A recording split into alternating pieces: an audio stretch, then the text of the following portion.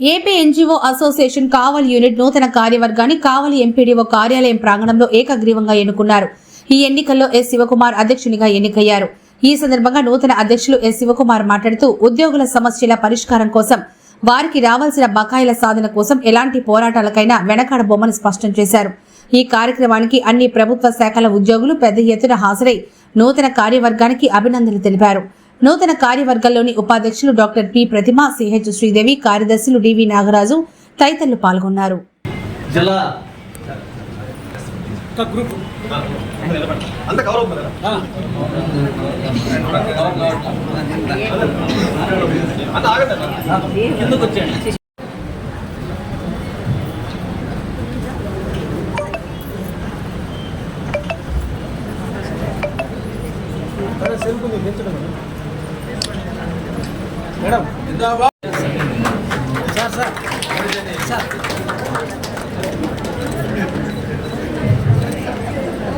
రామకృష్ణ గారు నాగరాజు గారిని సన్మానించవలసిందిగా కోరుతున్నాం. Have been elected as of AP NGO Association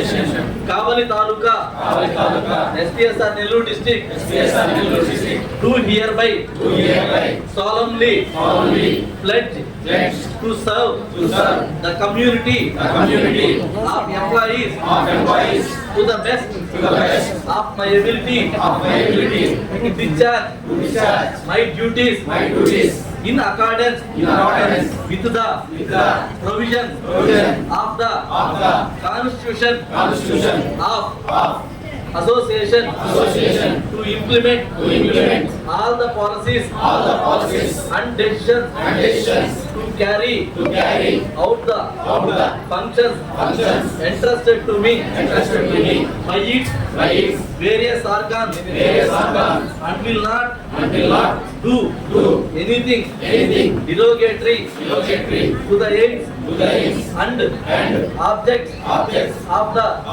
association. Thank you. ఈరోజు కావలి ఎంపీడీ ఆఫీస్ లో అలా వచ్చి కూర్చున్నాయా అన్నట్టున్నారు. నిజంగా చాలా ఆహ్లాదంగా, చాలా ఉల్లాసంగా జరిగిన ఎలక్షన్స్ కి మీ అందరూ అన్ని తాలూకా ప్రభుత్వ ఉద్యోగులు అందరూ వచ్చినందుకు కూడా నా తరఫున మనస్ఫూర్తిగా ధన్యవాదాలు తెలుపుకుంటున్నాను. అలాగే మనకి 2024లో మన ఏపీ ఎన్జీఓ అసోసియేషన్ పైలా మనం మార్పు చేసుకున్నాం. గతంలో ఎలక్షన్స్ కి ఈ ఎలక్షన్స్ కి ఒక భిన్నం ఉంది. ఎందుకంటే ఈసారి మన అసోసియేషన్ లోకి గెజిట్ ఆఫీసర్ కూడా తీసుకున్నాం.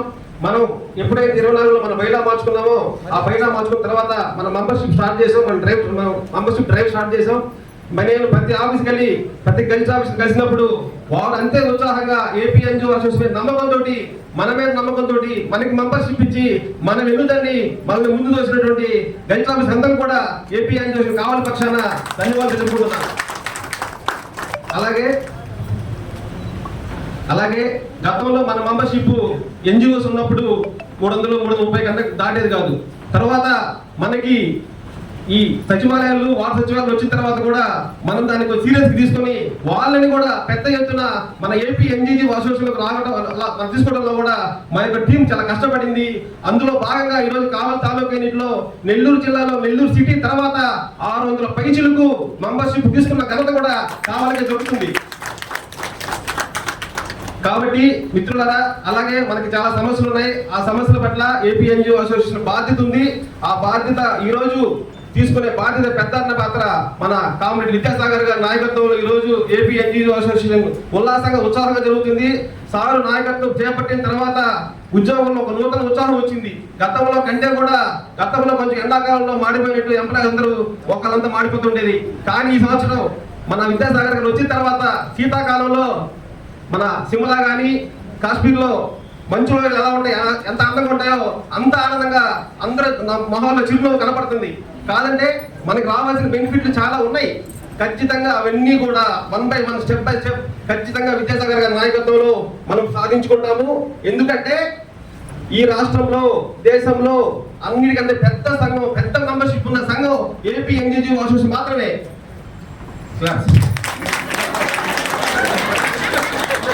వచ్చిన తర్వాత మన సమస్యల పట్ల ఒక రూట్ మ్యాప్ ప్రకటించారు. ఖచ్చితంగా మనం గత గవర్నమెంట్ లో ఏదైతే నష్టపోయామో అవన్నీ 1 by 1 step by step route map లో పెట్టుకుంటూ వస్తున్నారు.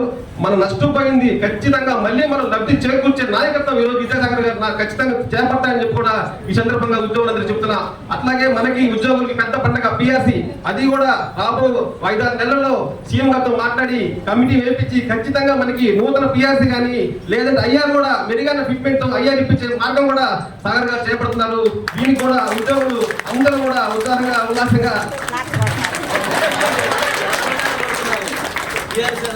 ఇట్లా కొనసాగించాలి.